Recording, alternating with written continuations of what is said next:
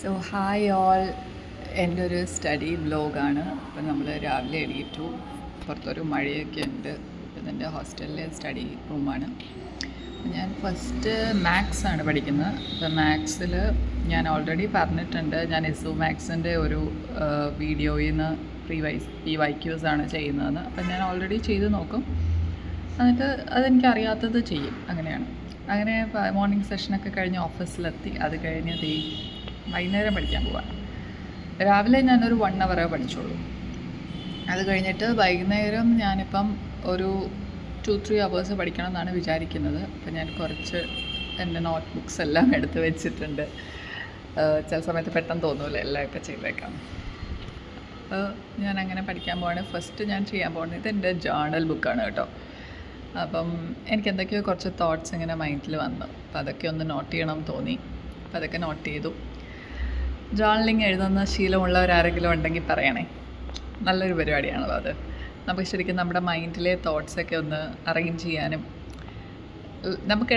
എനിക്കതെന്ന് പറഞ്ഞാൽ എന്നെ സംബന്ധിച്ച് ഇടയ്ക്ക് ലൈഫ് ഒന്ന് റീസെറ്റ് ചെയ്യാനും ഒക്കെ ആയിട്ട് അത് ഹെൽപ്പ് ചെയ്യുന്നതായിട്ട് തോന്നിയിട്ടുണ്ട്. അപ്പോൾ ട്രൈ ചെയ്തിട്ടില്ലാത്തവർ ട്രൈ ചെയ്ത് നോക്കുക. നല്ലൊരു മെത്തേഡാണ്. നമ്മൾ സ്കാറ്റേർഡായി കിടക്കുന്ന നമ്മുടെ പല തോട്ട്സിനെയും, നമ്മുടെ പല സ്ട്രെസ്ഡ് ആക്കുന്ന പല പ്രശ്നങ്ങളെയും പോലും നമുക്ക് സോർട്ട് ഔട്ട് ചെയ്യാൻ പറ്റും നമ്മളതൊന്ന് എഴുതി കഴിഞ്ഞാൽ. സോ റിഫ്ലക്റ്റീവ് റൈറ്റിംഗ് എന്ന് പറയും സൈക്കോളജിയിൽ സെയിം ആസ്പെക്റ്റാണ്.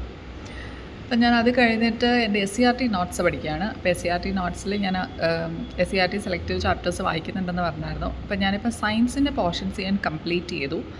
അപ്പം ഞാൻ സയൻസിൽ ബയോളജിയുടെ പോർഷൻസ് ഇന്നിപ്പോൾ പഠിച്ച് കംപ്ലീറ്റ് ചെയ്യാൻ വേണ്ടി അതാണ് ഞാനിപ്പം വായിച്ചുകൊണ്ടിരിക്കുന്നത്.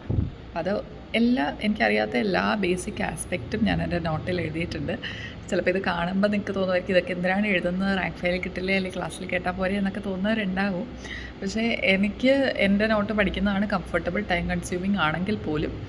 അതുകൊണ്ടാണ് എനിക്കൊന്നും അറിയാത്ത സബ്ജക്റ്റുകളൊക്കെ നോട്ട് എഴുതി പഠിക്കുന്നത്. അതിപ്പോൾ ഞാൻ ഹിസ്റ്ററി, ജോഗ്രഫിയിലോട്ടൊന്നും വരുമ്പോൾ അങ്ങനെ ഫോളോ ചെയ്യുന്നില്ല. വളരെ സെലക്റ്റീവായിട്ട് കുറച്ച് കാര്യങ്ങൾ എഴുതും. ബട്ട് സയൻസിൽ ഞാൻ കംപ്ലീറ്റ് ആയിട്ട് എൻ്റെ നോട്ടിലാണ് ഡിപ്പെൻഡ് ചെയ്യുന്നത്. ഞാൻ പല സോഴ്സിൽ നിന്നും റെഫർ ചെയ്തിട്ടാണ് നോട്ട്സ് ഉണ്ടാക്കുന്നത്. എനിക്ക് റാങ്ക് ഫയൽ പഠിക്കുന്നതിനോട് അത്ര കംഫർട്ടബിൾ അല്ല. എനിക്കത് എടുക്കുമ്പോൾ എന്തോ ഒരുപാട് ബൾക്ക് ഡേറ്റ ഉള്ള പോലെ തോന്നുന്നുണ്ട്. അതുകൊണ്ട് കൂടി ആയിരിക്കും. പിന്നെ ഞാനിപ്പം റീസെൻ്റായി ചെയ്തതിൽ എനിക്ക് നല്ലതായിട്ട് തോന്നിയൊരു ഫാക്ടർ ഞാൻ നേരത്തെയും പറഞ്ഞിട്ടുണ്ടായിരുന്നു, ട്രിക്ടറിൻ്റെ കോഴ്സിൻ്റെ കാര്യം. അപ്പോൾ കുറേ പേര് വന്ന് കമൻറ്റൊക്കെ ചോദിച്ചായിരുന്നു. അപ്പോൾ ഫ്രീ ആയിട്ടുള്ള കോഴ്സാണ്, ഇപ്പോൾ എല്ലാവർക്കും അറിയാമായിരിക്കും, എല്ലാവർക്കും അത് അറ്റൻഡ് ചെയ്യാൻ പറ്റുന്നതാണല്ലോ. അപ്പോൾ ആ കോഴ്സിൽ നമ്മൾ കോഴ്സിൻ്റെ നമുക്ക് ക്ലാസ് കൂടാൻ പറ്റുമെങ്കിൽ ടൈം ഉണ്ടെങ്കിൽ ക്ലാസ് കൂടുക, ഇല്ലയെന്നുണ്ടെങ്കിൽ നിങ്ങൾക്ക് നോട്ട്സ് വായിക്കാൻ പറ്റും. അതിനകത്ത് നോട്ട്സ് അവൈലബിൾ ആണ്. അത് കഴിഞ്ഞ് ടോപ്പിക് ടെസ്റ്റ് അവൈലബിൾ ആണ്, വീക്ക്ലി ടെസ്റ്റ് ഉണ്ട്, മന്ത്ലി ടെസ്റ്റ് ഉണ്ട്, അങ്ങനെ പല ഓപ്ഷൻസ് അതിൽ കൊടുത്തിട്ടുണ്ട്. അപ്പം ഞാൻ വീക്ക്ലി ടെസ്റ്റും മന്ത്ലി ടെസ്റ്റും ഫുൾ ലെങ്ത് ടെസ്റ്റൊന്നും എനിക്കിതുവരെ ചെയ്യാൻ പറ്റിയില്ല. ചെയ്യണമെന്ന് വിചാരിക്കുന്നു, കാരണം 18-ാം തീയതിയാണല്ലോ എക്സാം. അപ്പം അതിന് മുമ്പായിട്ടൊന്ന് ചെയ്യണമെന്ന് വിചാരിക്കുന്നുണ്ട്, പറ്റുന്നതൊക്കെ അറ്റ്ലീസ്റ്റ് കുറച്ച് ടെസ്റ്റുകളൊക്കെ ഒന്ന് ചെയ്ത് നോക്കണമെന്ന് വിചാരിക്കുന്നുണ്ട്. ഇപ്പം ഞാൻ അതിനകത്ത് ചില എസ്പെഷ്യലി ബയോളജിയുടെയൊക്കെ ടോപ്പിക് ടെസ്റ്റ് ചെയ്ത് നോക്കി. അപ്പോൾ എനിക്കത് നല്ല യൂസ്ഫുള്ളായിട്ട് തോന്നി. അപ്പം നിങ്ങളും അതൊന്ന് ട്രൈ ചെയ്ത് നോക്കുന്നത് നല്ലതായിരിക്കും. കാരണം നമ്മളൊരു ടോപ്പിക്ക് പഠിച്ചു കഴിഞ്ഞിട്ട് നമ്മളതിനെ ക്വസ്റ്റ്യൻസ് ചെയ്യുമ്പോൾ നമ്മൾക്ക് അതിനകത്ത് നിന്ന് എത്ര കിട്ടുന്നുണ്ട്, എത്ര പോയി എന്നൊക്കെ അറിയാമല്ലോ. അപ്പോൾ അങ്ങനെ അത് നമുക്ക് ഹെൽപ്ഫുള്ളായിരിക്കും. പിന്നെ അവരൊരു പാറ്റേണിലാണ് പഠിപ്പിക്കുന്നത്. അപ്പം നമുക്ക് ഈ ഒരു ഏരിയാസൊക്കെ നമ്മൾ കവർ ചെയ്തോ എന്ന് നമുക്കൊന്നറിയാൻ പറ്റും. അതൊരു ബെനിഫിറ്റായിട്ട് എനിക്ക് തോന്നി. അപ്പം ഞാൻ എൻ്റെ ബയോളജി നോട്ട്സുകളൊക്കെ ബാക്കി പഠിച്ചുകൊണ്ടിരിക്കുകയാണ്. ഇതിനകത്ത് എല്ലാവർക്കും അറിയാവുന്ന പോലെ കോമൺ ടോപ്പിക്സുകളെല്ലാം പഠിക്കുന്നു.